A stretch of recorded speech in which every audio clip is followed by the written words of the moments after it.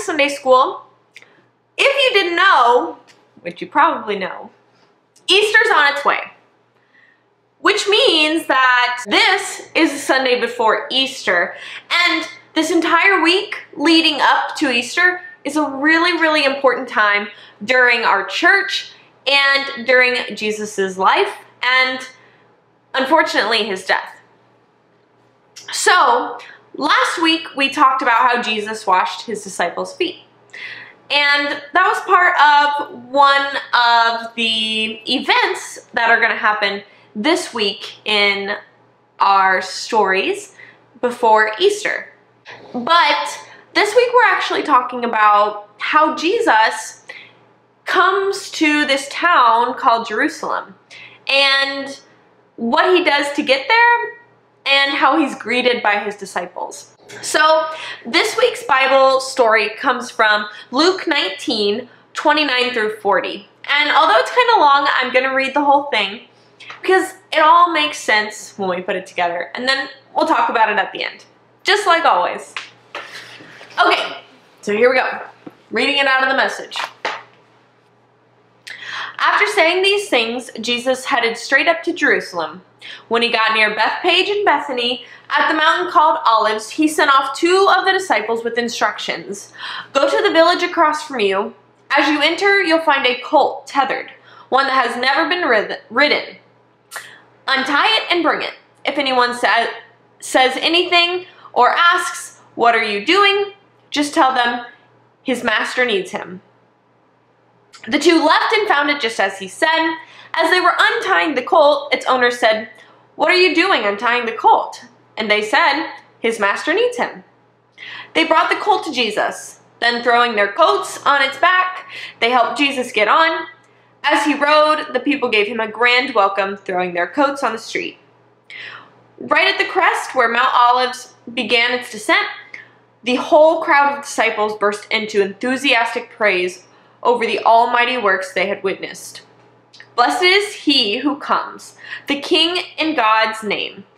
All's well in heaven, glory in the high places. Some Pharisees from the crowd told him, "Teacher, get your disciples under control."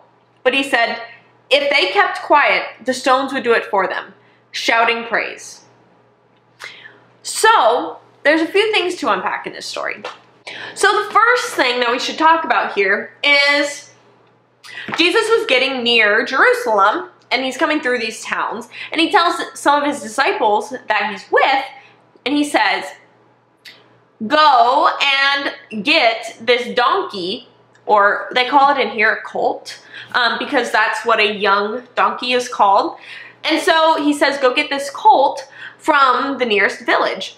And the disciples went and found the colt just as Jesus had said. And this colt was very young, so it was a very young donkey and had never been ridden before, never trained to ride, but they brought the donkey to Jesus and Jesus got up on it without any problems and he rode the colt into town. And so if you would imagine the story, you can just see, or I can just see, Jesus on this donkey with a coat underneath him, not even a saddle, a donkey, whereas most kings or teachers, maybe not teachers, but like famous people or really important people back in that time would have been on a horse that was really fancy, but Jesus found the nearest donkey that wasn't even trained to ride, didn't even have a saddle or anything fancy on it. And he's on this donkey and he's coming through these mountains. He's coming right over the hill. And just as he's on the top, people start putting down their coats in the street so the donkey can walk on the coats so that they can make a path for Jesus. As he comes over these mountains on his donkey, he can hear the crowd on both sides of the street, just cheering for him and shouting and being joyful for all of the acts from God that they've witnessed throughout Jesus' time on earth. So, people not only put down their coats But they started to put palm leaves down in front of the donkey where he was walking. Palm leaves are like those big palm trees where like you see them in like on a beach, and they're like big green leaves, and they have a bunch of like little leaves that come off of them. And so that brings us to a point. Today is actually called Palm Sunday because of this exact story.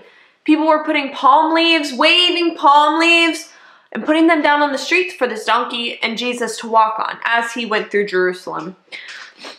And so one of the bad guys from the crowd yells to Jesus, "Why don't you quiet your disciples?" And at that point, at the end of the story, Jesus even said, even if I would tell them to be quiet, and they were quiet, the stones would do it for them. Meaning that if the people weren't going to cheer and recognize Jesus, that the stones and the earth and everything else on the land would have. Because God was there that day. Because God was there that day as well.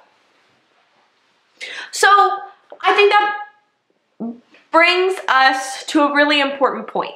One, Jesus rode in on a donkey without a saddle, without anything exciting, because once again, he was trying to show how he was just like us and how he wasn't any better than us, and he was just there to share God's message with us. And two, Jesus recognized that the people weren't applauding for them or for him or cheering for him, even though he was the messenger between God and his disciples. Jesus knew that it wasn't about him in that moment. It was about God and all of his glory. So nothing could keep the people and the land quiet in that moment when Jesus was coming through those mountains for his final days on earth. So that kind of wraps up our story today, but I do want to talk to you about the rest of the week because we won't have Sunday school on Easter, because I want you guys to spend that time with your family, reflect on Easter, and maybe ask your family or watch Pastor Bob's ceremony on Easter and really try to understand the story of Easter. We'll go through it here really quick though. So today's Palm Sunday. I guess I can put it over here. Palm Sunday. And so then we have the rest of the week until Easter Sunday. Well, last week when we talked about Jesus washing his disciples' feet at the Last Supper, that happens on Thursday. And we call this Maundy Thursday. I'm not exactly sure how to say that, but Maundy Thursday. Maundy Thursday. And basically, this was the day that Jesus had his Last Supper, and he is at that big table with all of his disciples, and we can often see this in paintings, and where Jesus has a halo or like a ray of sunshine around his head, and then a large table with all of his disciples around him. And also at that time is when there was a man named Judas, who was the guy who betrayed Jesus for the bad people to find him, to then bring him to his death. Friday, the next day, is when the bad guys found Jesus, and they actually, back in that time, they nailed criminals to a cross. So like made out of wood, it was a big cross, like a big T. And they made Jesus carry that big wooden cross through the street of Jerusalem like a criminal, and basically led him to his death. And even though that's really sad, we do call that Good Friday, and it's also known as God's Day, because that's the day that Jesus leaves his body on earth and goes into heaven. And then Saturday is when they take Jesus's body down off the cross and they prepare it to be buried in a tomb, and it eventually is buried later that day in the tomb or in a big cave, and we call that Holy Saturday. And then that finally brings us to Easter Sunday, which is the day that the tombs really, really big rock is rolled away, and Jesus' body was gone from the tomb, which meant that he had resurrected, and we believe that that is all because of God. And that's basically what happens between Palm Sunday and Easter Sunday. I'm sure I'm missing quite a few events in there, but that's the shortened and condensed version. So even though this week is a little bit sad, actually a lot sad, we do have some really exciting things to look forward to, which is Jesus still didn't try to boast or brag or think that he was better than any of his disciples, even till his last day when he was paraded through the streets like a criminal. Even when he was dying on the cross, he prayed to God and basically said, don't take it out on these people. They don't know what they're doing. Because even in that time, when he was losing his life, he didn't see himself or his teachings as being better than anyone else. Just because they didn't know didn't mean that they weren't a bad person, or that they were a bad person. Even though they killed Jesus, Jesus still prayed for God to have mercy on them. He rode in on a donkey, and he made sure that he was equal to all of his disciples, trying to show that he was one of them. And then at the end of the day, it was still all about God and making sure that God's message was relayed through Jesus's teachings and through all of the things that were happening leading up to his death. So make sure to enjoy your Palm Sunday and to really celebrate Easter Sunday with your family, and try not to take for granted the sacrifices that Jesus made for us. Whether that's spending time with your family, showing love and respect for your family and neighbors, or just being a good person like we are trying to do every single day, which is all that Jesus would have wanted us to do, whether it's Easter time, Christmas time, or any other time of the year. Okay, let's go ahead and say our prayer for this week, and I will see you guys the week after Easter. So bow your head when you're ready, and let's say our prayer. Dear God, thank you for showing us how human-like Jesus really was.